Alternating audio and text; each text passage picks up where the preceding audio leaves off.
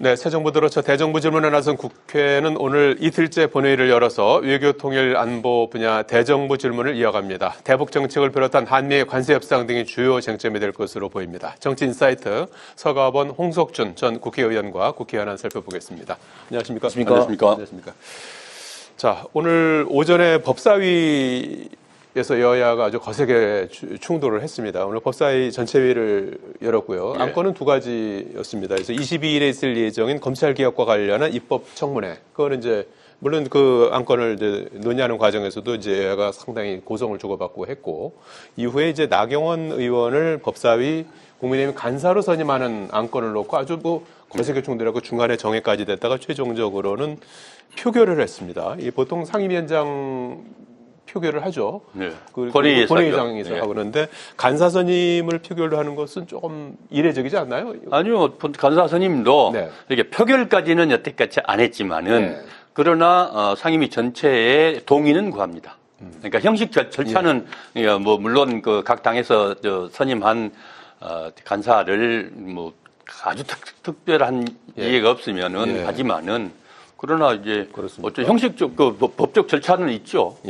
동의는 구합니다. 예. 어쨌든 오늘 이제 표결 절차에 들어가면서 야당 의원들은 이제 퇴장을 했고 여당 의원 10명, 조국혁신당까지 10명의 의원이 이제 표결을 해서 부결 처리가 됐습니다. 최종적으로. 그래서 여당 의원들은 나경원 의원이 어제 이제 국회 패스트트랙 사건으로 해서 검찰에 2년 구형 받은 점, 그다음에 내란 옹호 이런 등등의 이유를 들어서 이제 그 간사 선임을 이제 받아들일 수 없다 그랬고, 야당에서는 관례상 야당에서 간사 선임을 하면 그걸 이제 그냥 인정해 주는 게 관행이었다 뭐 이런 등등. 그다음에 뭐 여러 가지 힘 자랑하는 것이냐 뭐 일당 독재다 이러면서 거세게 항의하는 가운데 이제 표결 처리가 된 건데 여야의 입장을 어떻게 보셨습니까? 예, 실제로 아까 말씀드렸듯이 좀 이례적이죠. 그러나 그만큼 뜨거운 사건입니다. 나경원 의원 본인 건이 지금 또 유죄 판결을 징역형 구형까지 받았지 않습니까? 예. 결국 사실은 재책 사유에 해당된다고 봐야 되죠. 본인의 사건이 그렇게 연루되어 있는데 국회 패스트트랙 사건 벌써 6년이나 다 돼갔지 않습니까? 지금까지 또 나경원 의원 관련 화면은 예전에 그 화면이죠. 그렇죠. 저 건이 저렇게 지금 앉아서 그랬던 게 문제가 아니고 실제로 최이배 의원을 감금하는 사건까지 있었고 또 뭐 옛날 일 기억이 희미할 수 있지만은 이 빠루 사건이라고 나경원 의원이 그 빠루를 들고 또 뭐 이 설쳐가지고 아주 그냥 더 커졌죠. 이 사안 자체가 좀 농성을 하고 뭐 들어가는 게 좀 실랑이를 벌였다 하면은 뭐 그런 정도 가지고 뭐 누가 이 지경까지는 오지 않았을 건데 그럴 정도로 국회의원을 해당 상임위의 국회의원들 특히나 위원이거든요. 그 특위위원인데 그 위원을 감금시켜 놓고 회의에 참석하지 못할 지경까지 가서 결국 했던 거 아니겠습니까? 결국 이게 국회 선진화법에 해당하는 건데 결국 지금 국민의힘의 전신인 자유한국당 때 박근혜 정권 때죠. 이 국회 선진화법을 만들어서 국회 의사진행반을 물리적으로 폭력으로 이렇게 방해하지 못하도록 그래서 상당히 그 법도 엄합니다. 그렇게 해서 제정된 자당에서 주도해서 만든 법입니다. 그 법을 그렇게 해서 위반해서 여태까지 끌어왔고 한동훈 법무부 장관한테 공소를 취소해달라 이런 요청까지 청탁까지 했다는 게 나경원 의원 아니겠습니까? 그러면은 법사위 간사로서 본인 사건이 재판에 절대적 영향력을 미칠 수 있는 그런 주의에 있게 되는데 그것은 합리적이지 않죠. 그래서 본인으로서는 뭐 어쩔지 모르겠으나 이것을 또 국민의힘당에서 이걸 야당 탄압이다 이렇게 몰고 가는 것은 어불성설이고 그거는 호도한 일이다 이렇게 생각을 합니다. 어쨌든 오늘 뭐 부결 처리가 됐는데 향후에는 어떻게 이제 대응하는 겁니까? 지금 민주당의 그 입법 독재가 지금 도를 지금 넘어서고 있습니다. 지금 사사건건 지금 법 처리하는 과정에서도 보면 국회 선진화법에 규정된 어떤 그 소수당의 어떤 수기 과정을 일거에 무시하고 내지는 편법으로 무시를 하면서 지금 많은 법들을 지금 이제 강행 처리를 하고 있죠. 지금 이제 그 22대가 이제 대통령 선거 끝나고 난 다음에 강행 처리했던 내란 특검법을 비롯해가지고 과장 최근에 또 더 센 상법이라든지 노란 봉투법이라든지 등등 민주당이 일방 어떤 그 처리를 좀 하고 있는데 지금 이 나경원 의원이 그 법사위 간사 선임권은 정말 그 사상 유례 없을 정도로 자당에 자체적으로 정한 어떤 그 간사에 대해서 민주당에서 지금 이제 거부 내지는 방해를 하고 있다 그렇게 봅니다. 지금까지 간사 선임은 자율적으로 그 당에서 정한 사람을 거의 당연히 이제 그 통과를 시키는 게 관행처럼 그렇게 해 왔는데 지금 계속해서 나경원 의원 법사위 선임을 계속해서 문제 삼고 있습니다. 최근에 이런 어떤 패스트트랙 이야기를 하는데 패스트트랙이 아직까지 1심 선고도 나지 않았고 지금 어제 구형이 난 단계에 불과합니다. 그렇습니다. 그런 논리로 따지면은 지금 현재 법사위에 지금 민주당 의원들 중에 많은 사람들 예를 들면 박지원 의원 같은 경우는 지금 서해공무원 피살 사건으로 지금 재판이 계류돼 있고 얼마나 많은 사람들이 지금 이제 재판을 받고 있습니까? 네. 그럼에도 불구하고 법사위 버젓이 지금 하고 있습니다. 네. 지금 이재명 대통령은 지금 대법원에서 파기환송 사실상 유죄 판결을 받았는데도 지금 대통령직을 수행하고 있습니다. 그런 논리로 따지면 이재명 대통령도 대통령직에서 내려와야 되는 것이죠. 그래서 저는 민주당이 합리적인 이성을 좀 찾아서 나경원 의원이 그렇게 무섭습니까? 왜 이렇게 법사위 간사 선임을 제가 볼 때는 비합리적인 이유를 가지고 이렇게 막고자 하는 것인지 저는 간사 선임에 대한 어떤 기본적인 어떤 인식을 좀 새롭게 좀 했으면 좋겠습니다. 알겠습니다. 자, 앞서 이제 그 국회 표결 상황까지 좀 지켜봤고요. 일단 그 지금 민주당이 내란 전담 재판부 설치를 검토하는 가운데 또 조희대 대법원장의 사퇴를 요구하고 있는 상황입니다. 거기에 이제 대통령실이 그 이후에 원칙적으로 공감한다 이런 취지로 어제 입장을 냈다가 논란이 일자 이제 사퇴 관련 특별한 입장은 없다 이렇게 정리를 했고 또 발언의 취지가 오독됐다 이렇게 해명을 했고 오늘 추가적으로 대법원장의 거취 논의는 안 한다. 그리고 계획도 없고 하면서 좀 진화에 나선 그런 이제 모양새인데요. 어쨌든 그 조희대 대법원장에 대해서 이렇게 지금 탄핵까지 거론하면서 총세를 하고 있는 그런 상황인데 그 배경은 뭐라고 보십니까? 결국은 그래서 사법부의 신뢰 네. 문제 아니겠습니까? 결국 이 내란 재판 과정에서 지금 지기현 판사. 네. 이게 박근혜 대통령, 전 대통령의 사건, 탄핵 사건 처리 때와 비교해 봐도 그렇고, 이게 세워라 내워라 하고 이 재판을 진행하고 해서 도대체 이게 언제, 마무리 지을 수나 있을 것인지조차도, 우리 국민들이 불안해하고 있는 이런 상황인데다.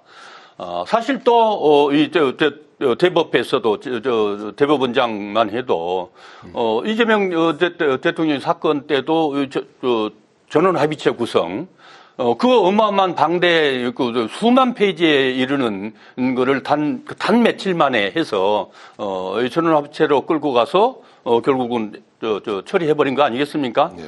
그래놓고 그런 재판부가, 그런 대법원장이, 지금 현재, 네. 법원을 지휘하고, 재판들을 진행하고 있는 이런 것들을 보면서, 결국은 사법부의 신뢰가 우리 국민들에게 우리 국민들이 사법부를 신뢰하느냐 이런 문제. 그다음에 아까 예. 패스트트랙 얘기도 했었습니다만은 그때도 이미 사법개혁 특위가 만들어져서 예. 같이 계속 사법개혁은 진행되고 있어 왔던 것이거든요. 예.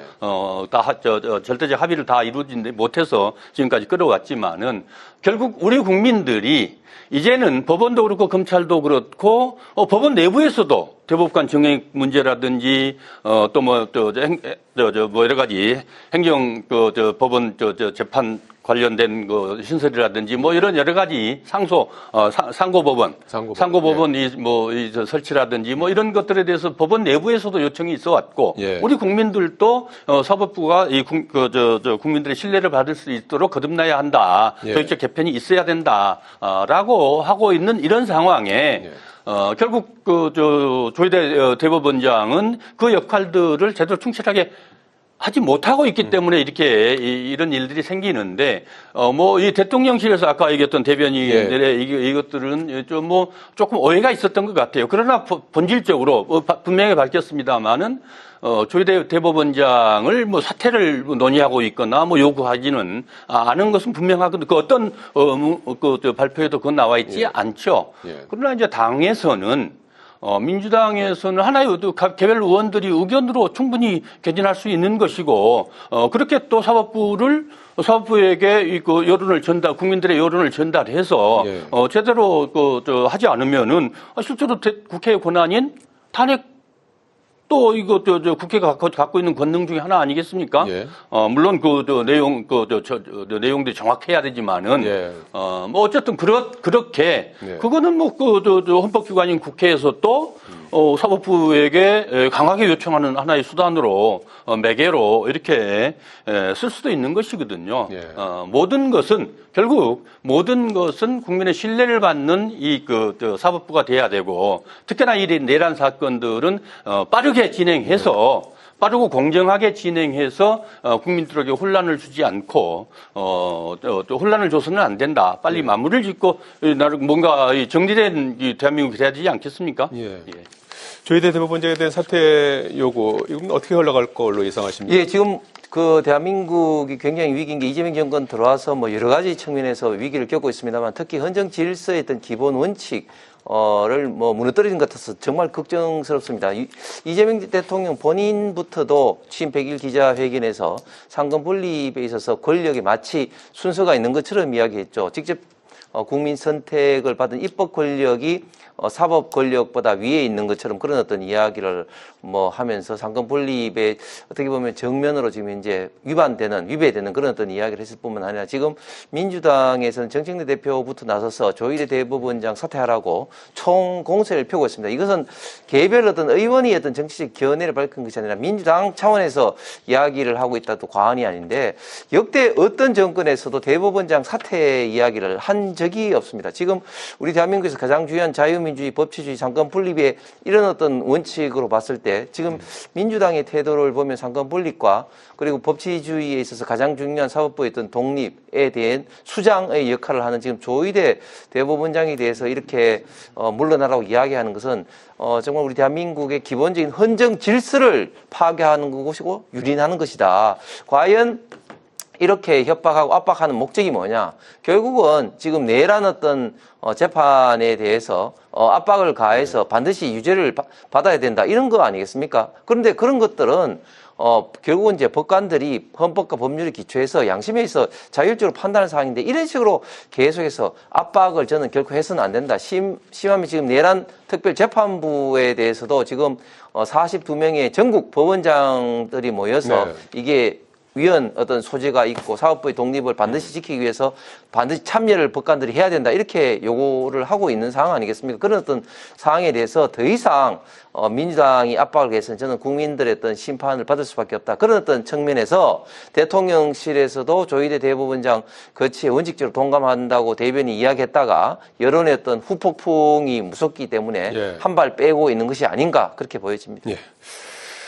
자, 요 움직임은 앞으로 계속해서 좀 면밀히 좀 살펴야 될 대목인 것 같고요. 어제 이어 국회는 오늘 잠시 뒤 2시부터 외교통일 안보 분야를 주제로 이틀째 대정부 질문을 이어갑니다. 어제 정치 분야 대정부 질문에서는 내란 극복, 사법개혁 방향 놓고 여야 간의 공방이 이어졌는데, 오늘 외교통일 안보 분야에서는 어떤 부분이 가장 주요 이슈가 될까요? 실제로 지금 가장 뜨거운 거는 이제 한미 정상회담 이후에 이 관세 협정과 관련돼서 지금 실무 협상이 아직도 다 타결되고 있지 않거든요. 가장 핵심적인 게 지금 그 대미 투자 3,500억 달러 아니겠습니까? 일본은 5,500억 달러 문제들을 어쨌든 다 마무리 지어서 이제 관세를 15%로 이렇게 혜택을 받고 관세 15%로 이렇게 확정이 됐는데, 아직 우리는 이제 그 세부 그 협상이 완료되지 않아서 지금 아직도 25%가 그대로 진행되고 있어서 재계 쪽도 그렇고 국민들의 좀 걱정스러운 눈으로 이렇게 바라보고 있는 거 아니겠습니까? 문제는 3,500억 달러의 이 투자 문제인데, 투자라는 게 결국은 실무적으로 투자라는 게 결국 투자자들이 각각의 같은 비율로 부담도 부담이지만 결국은 투자라는 건 이제 이익이 발생됐을 때 또 어떻게 나누고 또 위험이 발생됐을 때 또 어떻게 해지를 할 것이냐. 이 문제들이 가장 핵심적인 사항인데, 이익이 나면 80%를 미국이 가져가겠다. 90%. 90%를 가져가겠다. 이거는 이게 무슨 투자입니까? 약탈이죠. 식민지 시대 때 수탈해 가는 것하고 똑같은 거 아니겠습니까? 수탈보다 더 심하죠. 이런 협정을 지금 현대 사회에서 일본은 했습니다. 도대체 어떻게 된 건지 무슨 속내인지를 일본에서 궁금해. 결국은 이시바 총리 사태가 결국 그게 가장 큰 것이었다. 이렇게 또 지금 얘기되고 있지 않습니까? 우리는 어쨌든 국민들이 손해 보지 않는 국익을 해치지 않는 협상. 그렇습니다. 이게 가장 중요한 것이지. 물론 이제 수출 문제가 워낙 크기 때문에 슬기롭게 또 지혜롭게 잘 할 거라고 믿습니다만은 그 모든 것들은 국익의 관점에서 그다음에 당당하게 임해야 한다. 그리고 결과도 그렇게 내야 한다. 이렇게 믿습니다. 관세 협상이 가장 이제 중요한 그렇죠. 오늘은 예. 그 부분이 가장 이슈가 될 수밖에 없을 것 같습니다. 지금 무능한 이재명 정권이 결국은 우리 지금 대한민국의 경제와 기업을 사지로 지금 몰아넣고 있는 것 같은데, 아니 오늘부터 이제 일본은 지금 15% 관세율이 적용되고 우리는 25% 됩니다. 그런데 실제로 따지고 보면 우리는 그동안 한미 FTA 때문에 제로였지 않습니까? 그런데 자동차 경우를 예를 들면 지금 25% 관세를 하게 되면 현대자동차의 소나타가 도요타의 있던 캠리보다도 한 3,4천 불이 더 많은 더 비싼 가격으로 지금 판매될 수밖에 없다. 그러면 사실상 북미 시장은 사실상 상실하게 되는 그런 어떤 우려가 굉장히 크죠. 그런데 이게 현대자동차뿐만 아니라 관련된 자동차 부품 기업 등등을 보면은 우리 대한민국의 경제 산업에 미치는 영향이 굉장히 심대할 수밖에 없는데, 지금 이 시점에 와서 이야기를 하는 것은 그러면 왜 이재명 정부에서는 그동안 관세 협상이 잘 됐기 때문에 이제 뭐 합의를 문서조차도 할 수 없다, 그런 식으로 이야기를 해왔습니다. 왜 그런 식으로 국민을 속여왔고 사기를 친 것이죠. 지금 우리가 이 시간에도 제가 이 3,500억 불 투자에 대해서 미국하고 우리나라와 이야기가 다르다. 그 다음에 쌀과 소고기 부분도 다르다. 그런 어떤 문제를 계속해서 이야기했는데, 지금까지는 그런 이야기를 한 번도 안 하다가 이제 와서는 이제 그런 이야기를 합니다. 그래서 결론은 뭐냐?